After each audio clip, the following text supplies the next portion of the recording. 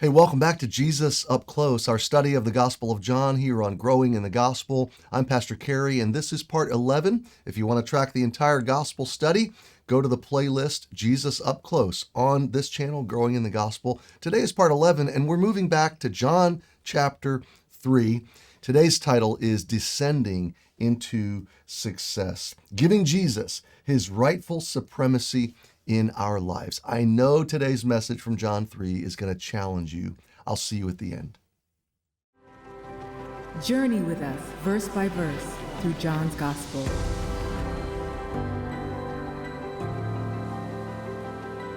Well, one of the main news stories this week, and I, a couple times this week, jumped on to try to find some news, and I couldn't find any on the cable news channels because they were airing a divorce trial of one of Hollywood's most famous, most wealthy, most successful, elite power couples. And I'm like, what in the world? Like, the whole world's on fire and wars and all this, and we got to watch a divorce this week. It was sad and kind of sick and strange all at the same time. Maybe you didn't see it, maybe you did. Probably the less you saw of it, the better. But I was struck by the fact that our world celebrates the rise. Yay, look at all these people that are so successful and wealthy and opulence. And we celebrate the fall. Oh, it's so intriguing. Put it on the air all day. We want to hear about every punch that was thrown, every domestic abuse accusation. It's just weird, right? It reminded me of an interview I heard some years ago between Donald Miller, an author, and a man named Al Andrews. Al runs a counseling service, ministry maybe, he lives in Nashville, and he counsels only one group of people. He counsels successful recording artists. He said that's the only people we talk to, successful recording artists, and here's why. He says that every recording artist, their career has an ascent, an arc, and then a descent. And that's just the way it goes. It's built into the formula. The trajectory goes up, then they plateau, and then they come down. And he said, we counsel the artists because a lot of them don't know how to handle the ascent. A lot of them are perplexed by the arc, and a lot of them completely come undone by the descent. It hits them, catches them off guard. They're not ready for it. It's devastating.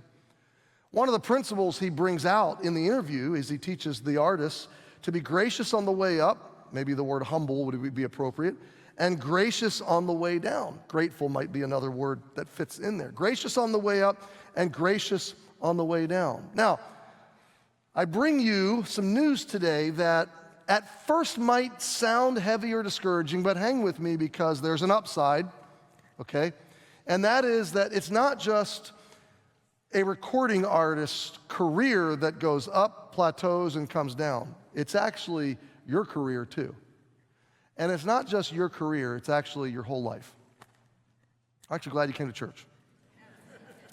Actuality is everybody's life has an ascent, everybody's life has an arc, everybody's life has a descent.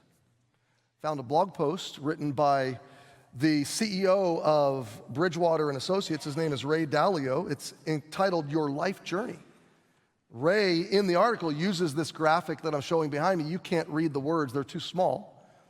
But he talks about the arc of everyone's life. And he does say everyone's arc is different, it's nuanced, it's individual. So the events on your arc are going to be different than someone else's in terms of the alignment. But when you zoom out and you look at the big picture, nearly everybody has this same trajectory in big picture. And in the article, it's very interesting. It's not a Christian article, but it's interesting for thought. He breaks our lives into essentially 3 phases, and you'll identify with this, and he separates the phases by about a 5 to 10 year transitional gap in between each phase, okay? So phase 1 is to the left side of the arc, and that is the phase that he says you are learning and you are dependent on others. And so the words that are listed here are like your birth, your elementary school, your high school, your first car, your first job, your college career, you're choosing your major, you're finishing schooling, you're choosing a career. All that is your upward trajectory. It's your ascent. He quantifies the second phase of life, again with about a 5 to 10 year gap of transition, as this phase that others are dependent on you. So now you have become somewhat independent in terms of your own ability to work and earn and pay your own bills, but now you're building a family, you're developing your career. He says your biggest challenge at this time is the work-life balance. You're facing how do you achieve success at work and with your family at the same time. Another way to look at this through the Santa Claus lens is phase 1 is when you believe in Santa Claus. Phase 2 is when you are Santa Claus. Phase 3 is when you look like Santa Claus, okay? So he describes the third phase as the freest of all, because now you are less dependent till the very end, usually, or towards the end. You're not dependent, and you don't have so many people dependent on you, and you can generally savor more of life with fewer obligations. And then you're generally free to close out your life however that closure comes. Death. And he says, usually, by the way, he says most studies, for people that live into their 70s and 80s, 70s are the happiest time until health trials begin to hit. But towards the end, you tend to lose a spouse, and you tend to start dealing with some health trials. Again, I'm not trying to be depressing. I'm just trying to set up the reality of that we all have right now. This is our trajectory. So the question is not if you will descend. The question is, how will you descend? Your life has an ascent, an arc, and a descent. It's built in. It's baked in. There's nothing we can do to change it.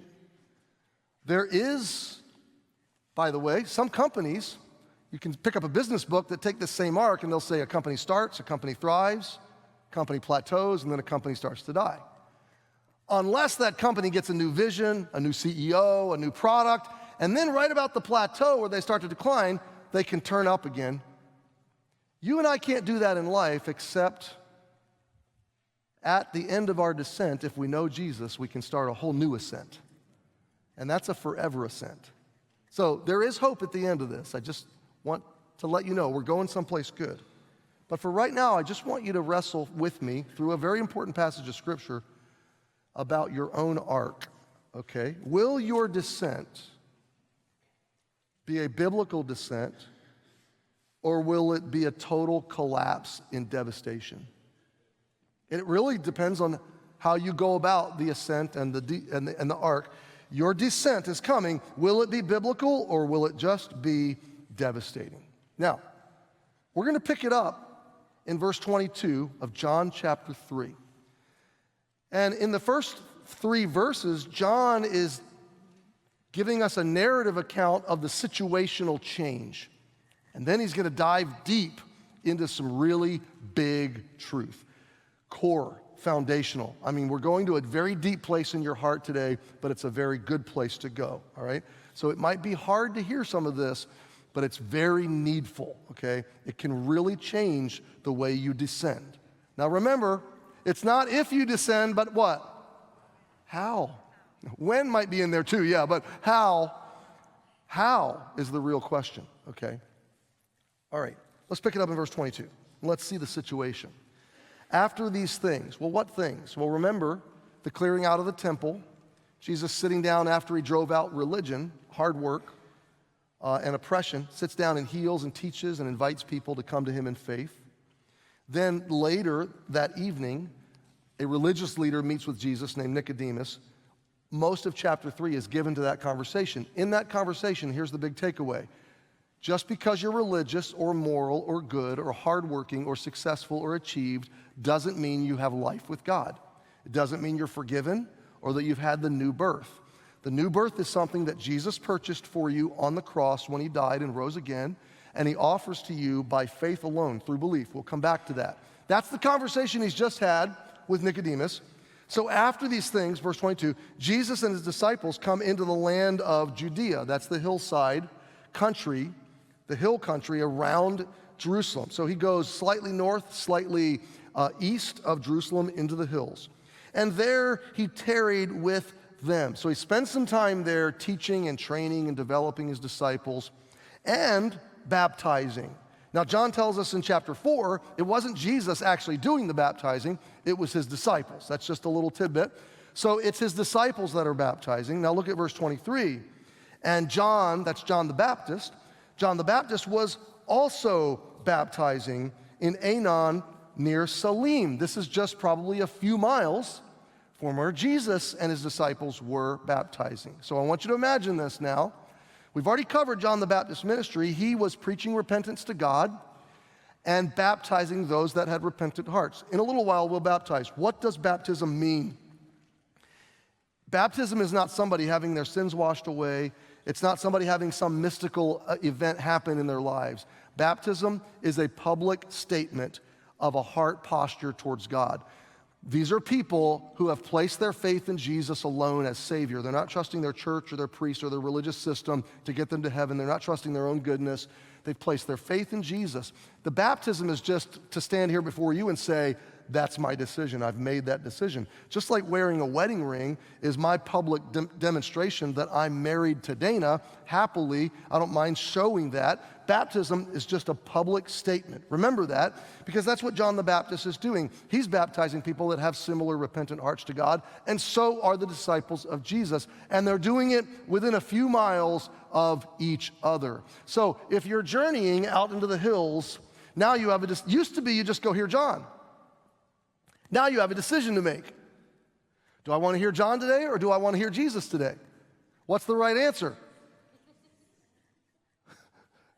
I couldn't hear what you guys said. Did you say Jesus? I hope you said Jesus. That, in this day, that would have been the right answer, okay? If you have a choice between hearing a human speaker and God speak, you choose God, okay? So this is what's unfolding. Now look at verse 23. He's baptizing in this place called Salim because there was much water there, and they came and were baptized. People are coming from all over the nation.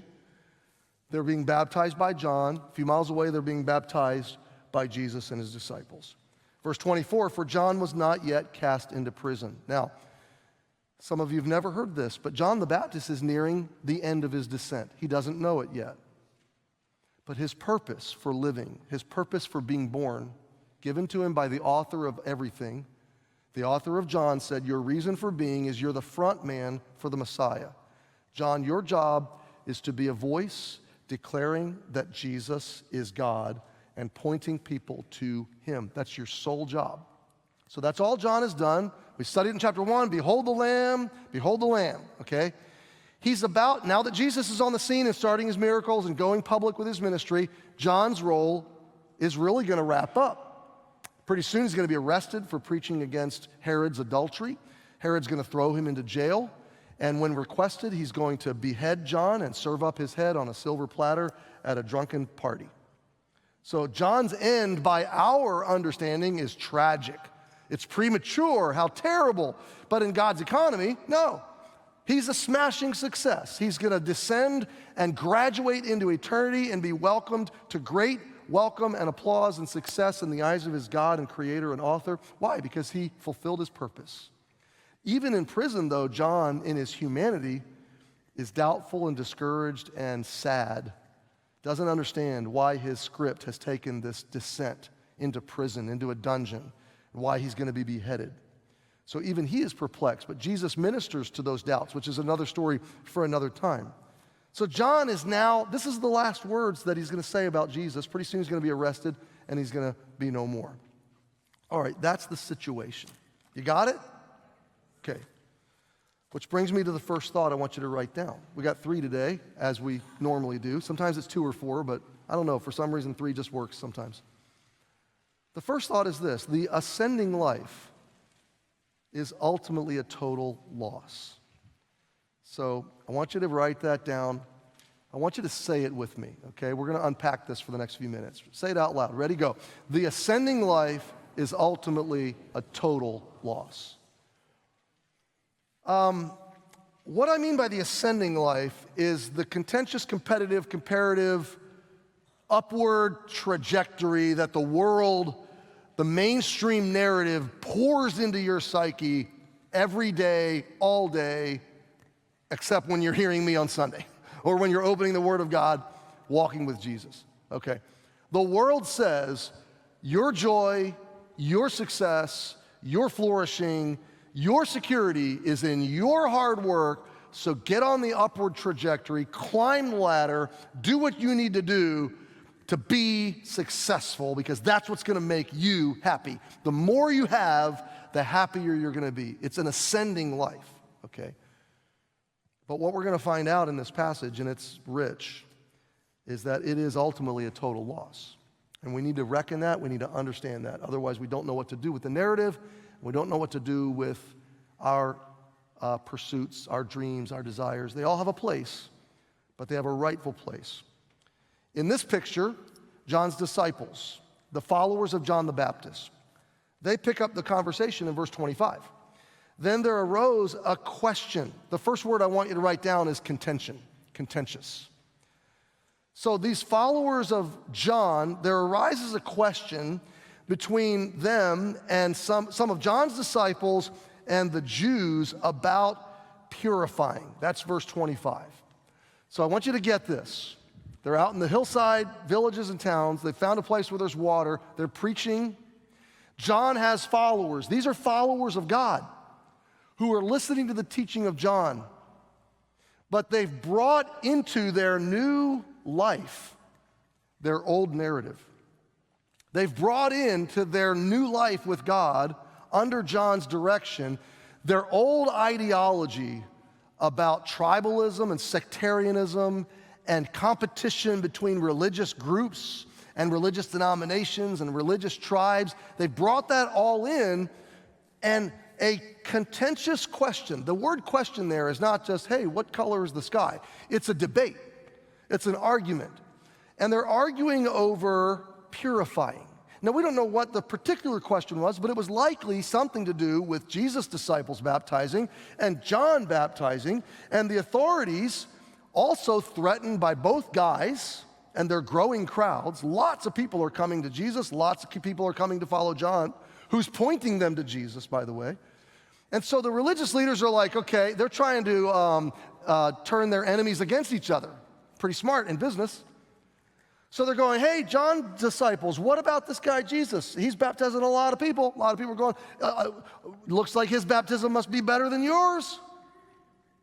Looks like his church must be better than yours. His church is growing faster than yours. You tracking with me? Okay. And they're jealous. They're envious. They're contentious in their spirit. Second word I want you to write down is competitive. There's this debate which is contentious, and it's between people who claim to be following God. Boy, this is pervasive. This is everywhere today, okay? It's everywhere in work world. It's everywhere in secular world. It's everywhere on social media. It's everywhere in church. It's everywhere in our hearts, unfortunately. So the first word is contentious. Second word is comparative. They're comparing themselves. The third word is competitive. Look at verse 26. And they came unto John. So the disciples in this debate come to John to settle the debate. They expect John to say, our church is better than Jesus' church. Our baptism is better than Jesus's. They expect John to be building his own tribe, building his little kingdom. Maybe that's a way to think of it. His own little kingdom. And the world is telling you to build your own little kingdom. And the world's mentality would tell me to build my own little kingdom. So they come to John with this competitive mindset, and they said unto him, Rabbi, teacher, he that was with thee. Now, by the way, folks, they know his name. John told them his name. They don't want to say his name. You know that guy, that one? That guy that you pointed out to us, that one you witnessed of in Galilee or in Jordan, he that was with thee in Jordan, whom thou bearest witness, behold, the same baptizes. He's baptizing now. Didn't you sign a non-compete? Do you see how they're thinking? Their thinking is all wrong, okay? But the reason I'm driving into this is how we think if we're not, this is where our natural flesh, carnal being gravitates, because this is where the world has programmed us to gravitate. Are you ahead of the next guy? How do you compare to all of your neighbors, to all of the people you follow on social media? How do you measure up to everybody else? The ascending life is contentious, it's comparative, it's competitive. Now listen, I've already told you it's gonna fall, it's gonna descend, but when you're a victim of the ascending life, you're under a deep oppression that maybe you've never considered. Okay? And hearing this message and considering these realities and making some decisional choices on these realities can totally set you free. Because all of a sudden, you don't have to compare yourself to anybody. You don't have to measure up to anybody else. You don't have to scroll social media and be cynical about everybody that took a better vacation than you, that had a better job than you, that got a better raise than you, or a better bonus than you, or that had some life achievement that you didn't have. You can be free from all of that. Hey, listen, moms, you can be free from the super mom blogs. You know, you read those blogs of the perfect ladies, and you're like, how do they do it? Like, how do I measure up? You can be free from all of that comparison, from all of that cynicism, from all of that cross-examination of your own psyche up against the whole backdrop of everybody else's ideas of success. Because the ascending life is ultimately a total loss. It's driven by pride and jealousy and envy. It drives a lot of immaturity in our lives when we're comparing ourselves and competing amongst ourselves and contending for position and politics and other things amongst ourselves. The ascending achievement-based life is, in the end, a trap because it feeds on insatiable expectations and desires, and as soon as you achieve one desire, there's another one materializing. There's another carrot out there, and while you're eating this carrot, there's another carrot to get. There's another hill to climb. There's another achievement to get, and when you get to the top of the mountain of me, you are still empty. It's a bad, bad way to live life. My wife and I went to Sam's Club not long ago. We just love to go walk around Sam's Club and Costco. I just love to find stuff to eat. And I count my steps as I'm walking so I know how much I can eat because I've been walking around Costco for 2 hours. And no matter what, when you go to Costco to get one thing, buckle up. You're leaving, it's gonna be $150 no matter what. And you're gonna leave with 50 things. Or now anymore, it's about 10 things that cost about $150. But we walk in and there's a bounce house. You know how they set up all the stuff for spring and summer and you're like, oh, there's a bounce house. I'm talking about like the things you rent for birthday parties for little kids. There's a bounce house. I didn't think a second about it. I was just like, oh, that's cool, and I just kept walking. I'm looking for food. You can't eat a bounce house. So I didn't think anything about it, but I forget I live with Super Nana. So a couple days later, and Dana, she's slippery about stuff like this, man. She's just so chill about it, okay? I'm down in my basement study. I'm focused. I'm doing work. All of a sudden, I hear a sound.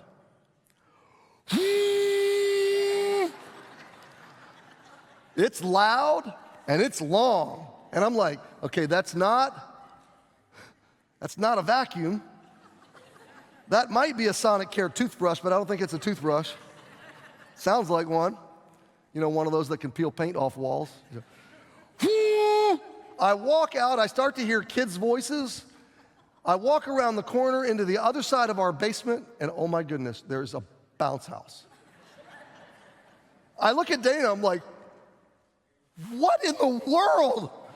And she smiles and she goes, I had an exchange.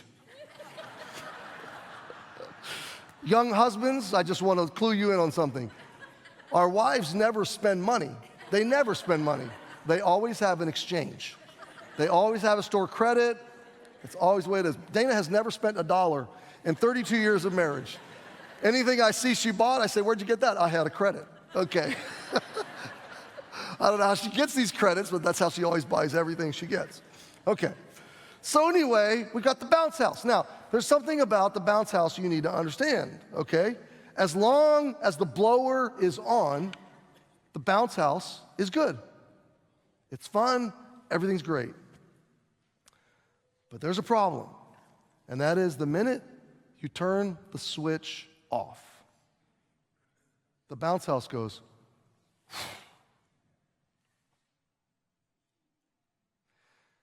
The ascending life tells you you've got to do this 24/7 for the rest of your life.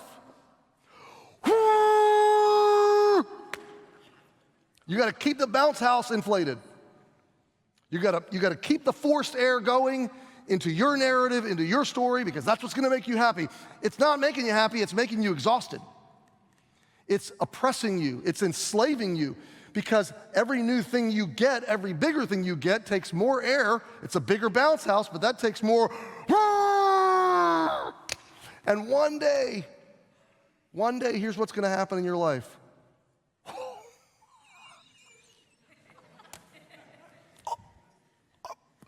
You're going to have no forced air left. This could be health, it could be physical capacity, it could be mental capacity. Some of you have already gotten that one. It could be something else. All of a sudden, the bounce house you've spent your whole life is going to go. Say, Pastor, this is depressing. It doesn't have to be, because there's an alternative to a bounce house life. I'm actually setting you free from eventual total devastation. If you build everything on the bounce house narrative, it's gonna collapse. It's gonna collapse. And that's what John is telling his followers. They're all built in. They're all invested into their kingdom. John's followers. And by the way, John was the greatest that ever lived. Jesus said that. But they're heavily invested. They're totally missing the mission of John because they're worried about building the kingdom of John in competition with Jesus. It's so ironic.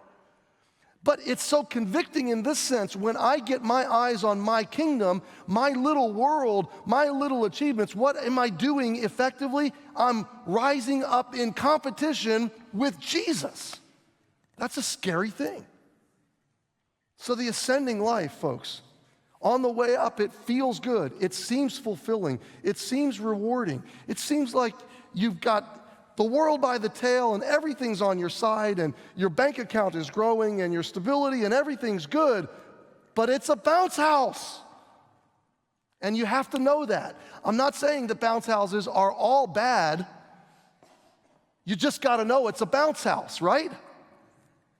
And you better set up a better house around the bounce house so that when the bounce house collapses, you don't.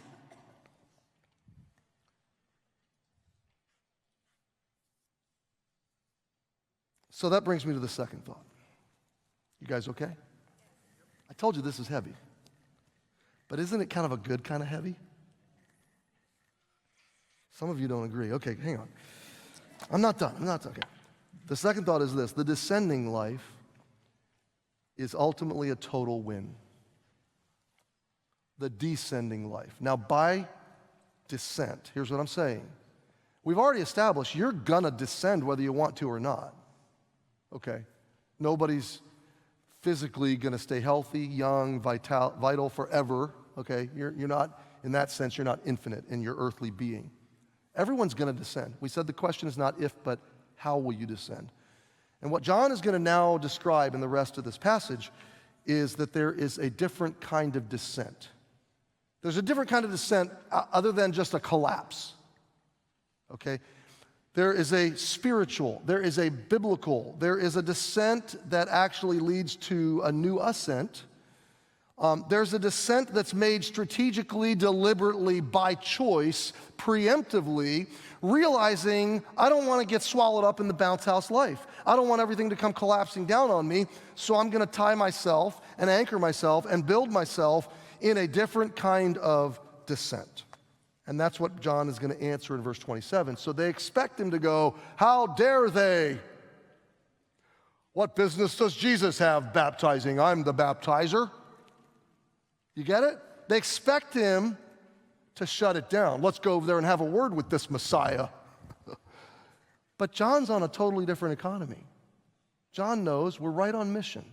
We're doing exactly what we're supposed to do. So let's pick it up. Verse 27, John answered and said, and the key, the operative word here is humility. The first few verses of John's disciples is all pride. It's ego. 27, John answered and said, a man can receive nothing except it be given him from heaven. So friends, the first word I want you to write down is grateful. John starts with this foundation of, I don't deserve anything. And everything I have, I don't have because I earned it, paid for it, achieved it. I have it because God gave it to me. Everything I have, followers of John the Baptist, is given to me by God. This status, this ministry, this notoriety, this audience, it's all given to me by God, John says. So I'm going to start with gratitude. Now listen, friends, and I got to hurry. Gratitude is this. It's not about your achievements. Think about this. Your successes, your greatest blessings, you really had very little to do with the mechanisms that actually brought them to be. How did you make your resume float to the top amongst all the applicants? How did you make the real estate market go up the last 12 months? How did you make your investment pay off? How did you decide to give you that promotion? In the end position, when you look at your greatest successes, you're going to trace them. You might trace them to a lot of hard work on your part, but at the catalyst moment of receiving or not that blessing, you know what you're going to trace it to? God's providence. God floated your resume to the top. God gave you the air to breathe, the idea to think, the heart beats to live, the strength to work. God gave you the ingenuity, the creativity, the marketing savvy. He gave you the answers. He gave you the right thing to say in the right meeting at the right time to the right person. All of a sudden, providence is going to rise up. God intersected your life with all of these blessings. So it's all His. It's yours in terms of it's on loan. He gave it to you as a steward. But it's His in terms of gratitude. So John is grateful. Secondly, I want you to see John is grounded. Look at verse 28. You yourselves bear me witness. You know what I said, guys.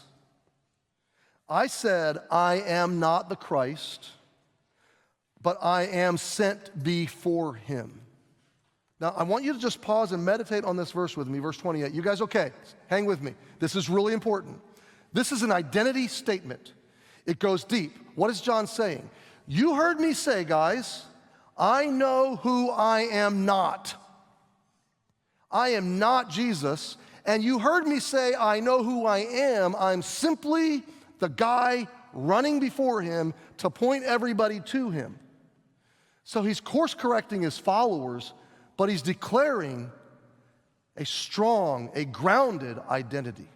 Okay? Notice he's not self-deprecating. I'm a total loser and good for nothing. No, he sees his value, but he rightly appropriates his value under Jesus, by Jesus, and by the determination of God. He says, I know who I am not, and I know who I am, and this is where the descending life sets you free. Because the ascending life says, go find out who you are. The descending life says, only Jesus can define me, and so I'm going to bow before Him and receive who He says I am. And I'm going to be okay with that. The world says, don't be okay with anybody telling you who you are. You can be whoever and whatever you want to be. No, the only way you're ever going to be okay is if you decide you'll be who your Creator says you are. And then you're free from comparing or competing with anybody, because you don't have to be anybody else.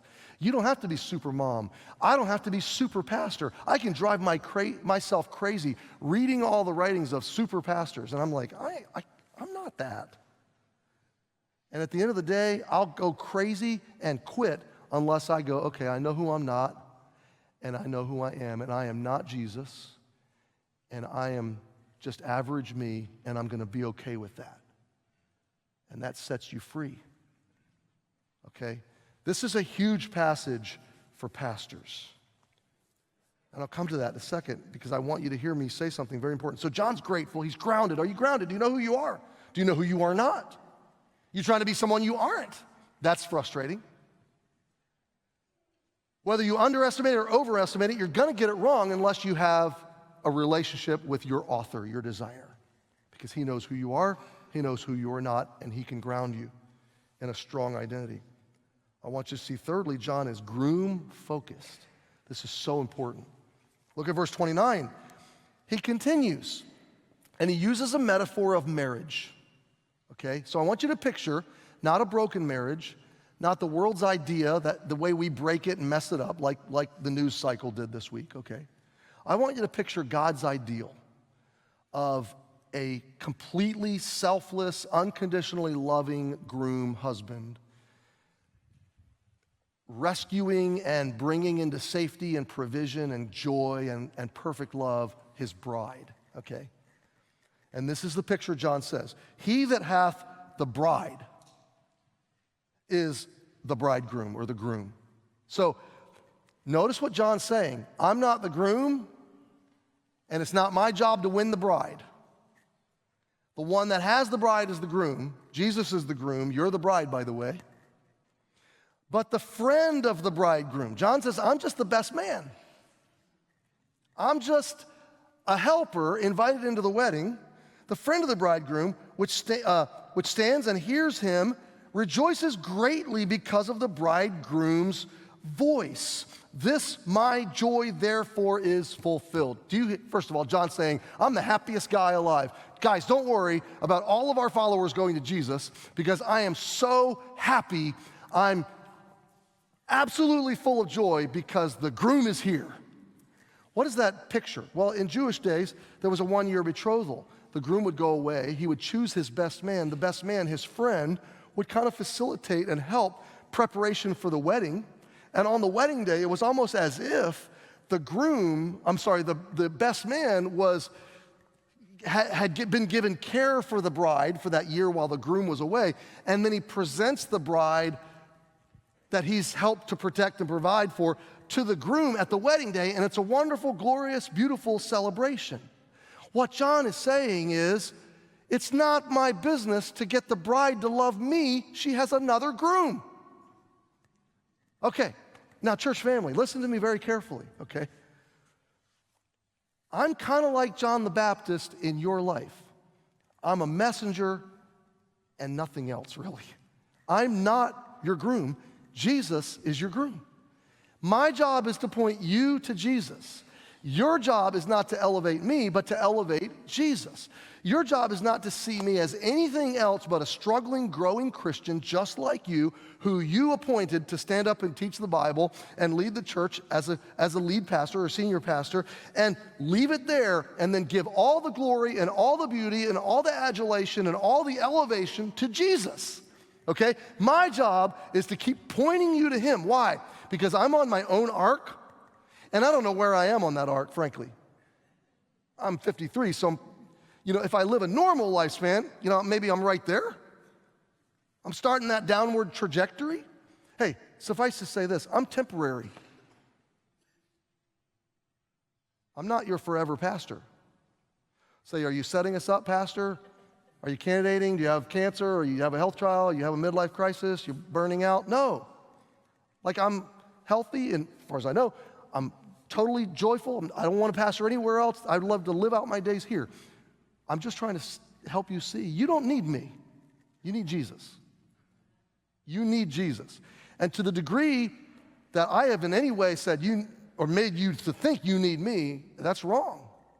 Okay? And by the way, any religious system that elevates a man in the place of Jesus, calling him priest, calling him father, calling him vicar, calling him anything like that, any system like that is a perversion of Scripture and total dishonor to Jesus.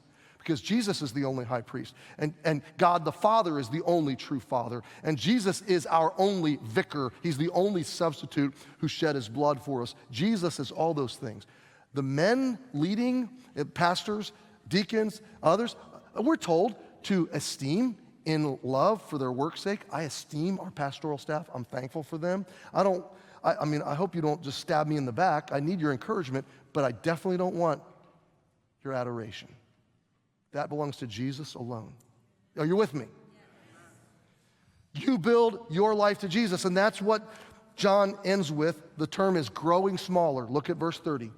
He must increase, I must decrease. Hey, listen, it's going to happen in all of our lives. Whether I want it to or not, church, I'm going to decrease, right? That's right, by the way. There's going to come a day where whether age, mental capacity, whatever, where I don't have the ability to be the lead or senior pastor of Emmanuel Baptist Church. If I don't get you and me ready for that, we're all in for this. If I'm building you to me, we're in trouble. If I'm building you to Jesus, we're in no trouble at all. Because our hearts and our faith will be founded on Christ, our true groom. Okay, so it's so important that we all keep this in mind. We're all descending. How will we descend? J.C. Ryle said, every faithful minister must be content to be thought less of by his believing hearers in proportion as they grow in knowledge and faith and seek Christ himself more clearly. The more mature you become in Christ, the more average I'm going to be. And that's okay. To you, I mean. That's okay. And that will happen to you in your world as well. So, I'm happy to be a temporary guardian, a temporary shepherd, under shepherd, but your true groom is Jesus. So, third thought, and we're almost there. You're doing good. Get a big yawn, stretch a little bit. Okay, this is the home. We're rounding the last stretch. Here we go. Third thought. The ultimately successful life is the Jesus life. So here's your alternative to a bounce house life. How do you build a life other than a bounce house life? If you're thinking in your mind, yeah, he's right, I got to get out of this bounce house. And your thought solution is, I'm going to invest differently. I'm going to get a different career. I'm going to get a side job. I'm going to go back to school to kind of make sure I got something if this collapses. I got to secure my bounce house. All you're doing is saying, I have to get a different bounce house. You're saying, if this one collapsed, I got another bounce house waiting in the side. Okay. Whether it's a retirement account, whether it's another degree, whatever it is, I got another bounce house. I'm not saying that wise temporary thinking isn't fine, okay, in its place. I'm saying you need something more than a bounce house, okay? And this is the Jesus life. You don't have another alternative. Everything other than Jesus and a life anchored and built to him and on him, everything else is just another bounce house. So he's the only way out of the game, okay? So this is what John is going to tell us. And he's going to now, in a few verses, break down who Jesus is. So he just said, I must decrease, he must increase, and now he's going to work through several phrases to increase Jesus. So that's what I pray happens in your heart. Look at verse 31. He that cometh from above is above all. He came from heaven, he's over everything. So he's the greatest of all. Jesus is greater than everybody. Filter all this through, I get to know him. I get to walk with him. He's for me. He died for me. He wants to walk through life and do life with me. Okay, so Jesus is the greatest of all. John says, I'm just earthly. I'm just of earth, and I speak of earth. But he that comes from heaven is above all. So I've got a heavenly visitor on my side. Secondly, Jesus is truest of all, verse 32. And what he hath seen and heard, that he testifieth. So what he knows to be true from an eternal perspective in heaven, he came to earth to speak about, to teach about, to testify. It's a legal term. To be a witness on a witness stand, to bear record to me. And look at, he says, no man receives his testimony. Lots of people reject Jesus' words and ideas.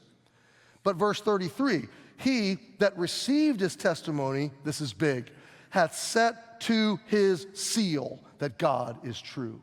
To set to a seal means you have come into a permanent, durable, uncollapsible, unlosable relationship with God and covenant love by Jesus. You have come into a relationship with truth that you can never lose. You have the ability in Jesus, if you know him, to build your life on truth in a bounce house world, okay? To build and have something durable. So he's the greatest of all. He's the truest of all. Thirdly, he is authoritative over all. Verse 34, for he whom God hath sent speaketh the words of God, and God gives not the Spirit by measure unto him. Let me paraphrase.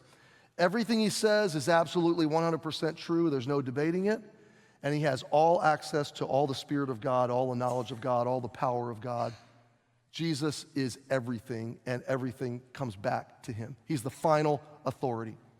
I don't know if you have ever been a part of like a book club or a reading group or maybe a poetry club. Some people really get into that. And they will come together, they'll sit in a circle, and they'll sip tea, and then they'll talk about the poem. And what do? They talk about what did the author of this poem mean, and this imagery, and this character, and they'll kind of wrestle with the intent and the meaning, and they'll try to get into the mind of the author. And they might be sitting there in a circle with different opinions and maybe even arguing or debating about what the author probably meant. And what if you were sitting in one of those circles, and all of a sudden the author of the poem walked into the room?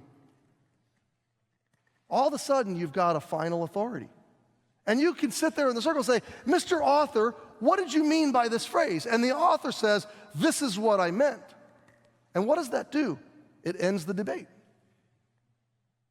Nobody in the circle can have a valid contrary opinion to the author because the author has spoken. So when we say Jesus is authority, that's what we're talking about. That's what John's talking about. He has the final word, and everything he says is true. And so once he speaks, the only right thing to do is to build your life on what he says. Jesus then is supreme over all. Look at verse 35. The Father loves the Son and has given all things into his hand. What is John saying? It's all going to end. We're all going to descend at the feet of Jesus. We're all going to go there because he is going to be preeminent over everything, over an eternal kingdom forever and ever and ever. I spent a lot of time in my young adult life in LA County, and there's an AM radio station in LA County. The traffic's horrible. It's kind of like New York. And people all over that region, millions and millions of people wake up in the morning to go commute to work, and sometimes the commute's an hour or two. And they turn on that AM station because they have traffic and weather every 6 or 7 minutes. And you know what they've got? They got guys in helicopters all over LA County, all over the intersections, all over the freeways, broadcasting updates from their view of what's going on. And people all over that region trust the voice of the guy in the helicopter. Why? Because he's got a better view than the guy in the car. When we say Jesus is overall, we mean to say he's got an authoritative and a comprehensive view of your life. He knows right where you are, and it just makes sense to trust him. It makes sense to trust his voice. And finally, Jesus is approachable and accessible by faith alone. Look at verse 36. We're almost done. One more story, and you're there. You're going to lunch. You're going to lunch in just a minute. He that believeth on the Son. It's categorical. The way to the Jesus life is belief, faith. He that believeth on the Son hath everlasting life. There's your new ascent. You descend into death, and then you wake up and you have a forever ascent that never ends. In the arms of God, in the kingdom of Christ, Jesus as King of Kings, Savior, Lord, and friend. Everlasting life. He that believeth not shall not see life. It's just an air-bounced life. It's going to collapse, and the wrath of God abideth on him. Judgment, justice. God's passionate love against sin, against the sin in me. So I either have Jesus and I have life, or I don't have Jesus and I have judgment and justice. Now, some of you are into literature, and there's a famous Greek poet. His name is Homer. And he wrote about 800 BC or so. He wrote 2 famous epic poems called the Iliad and the Odyssey. In the Odyssey, Homer writes a story of a warrior sea captain named Odysseus. He's also called Ulysses.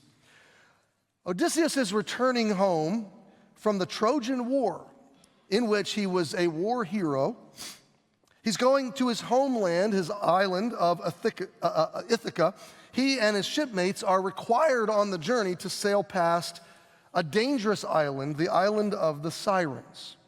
The Sirens in the poem are mythical, monstrous, murdering creatures who disguise themselves as alluring mermaids, trying to tempt men to shore so they can devour them. So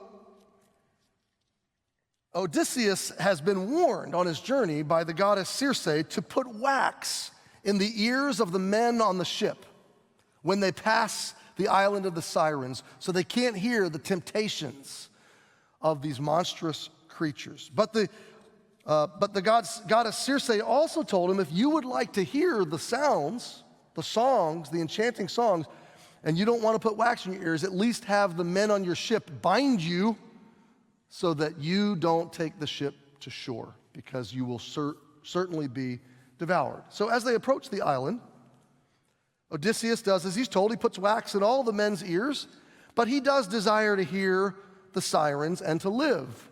And so he instructs his men to bind him to the mast of the ship, to loose him under no circumstances, no matter what, no matter how loudly he screams or fights or demands. So sure enough, as they passed the island, for the men who could not hear, the sirens seemed as nothing more than hungry, murderous monsters. But to Odysseus, who had gone mad and been driven totally insane by the enchanting songs of the sirens, they appeared beautiful and alluring. And he screamed and thrashed and fought and demanded that his men loose him and that they beach the ship so he could go ashore. Of course, they only bound him the tighter. It was only when they were well past the island that the men on the ship removed the wax from their ears and finally then unbound Captain Odysseus, who had since returned to his senses. Now, my friend, anyone with any self-awareness looking at your past, you would have to admit this: you've had a lot of fits of insanity yourself. You've had a lot of times where you made some bad decisions or poor priority orders or did some foolish or impulsive thing. You heard the tempting voices and you lost your sanity and you did the wrong thing. So what are you going to do now? You should do what Odysseus did. You should bind yourself to the mast. Hey, let's be honest. There's no evidence that those temporary fits of insanity are over for you. We're still susceptible to making bad decisions in our lives. We're still susceptible to the bounce house narratives around us. And so you bind yourself to truth. You bind yourself to Jesus. And you might be afraid and think, well, if I do that, if I bind myself to his word, if I make him the authority, he might ask me to do something I don't want to do or something that doesn't make sense to me at the time. But then you have to realize, wait a minute, that's a lie. He's the author and he knows better than I do. And so because he is truth, because he is great, because he is loving and authoritative, I'm going to bind myself to him. To reject Jesus and his witness of truth means you will live vulnerable to every enchantment that comes along. You'll live in bafflement and darkness. Your entire arc of life will be puzzled and confused and easily distracted and led astray. But to know reality, to keep your wits, to live a life of meaning and purpose in a world where the sirens are alluring, you must bind yourself to Jesus. You must build your life on his supreme testimony. You must say like John, and I must say like John, I must decrease. He must increase. My friend, that is the descending life that turns into a forever ascent.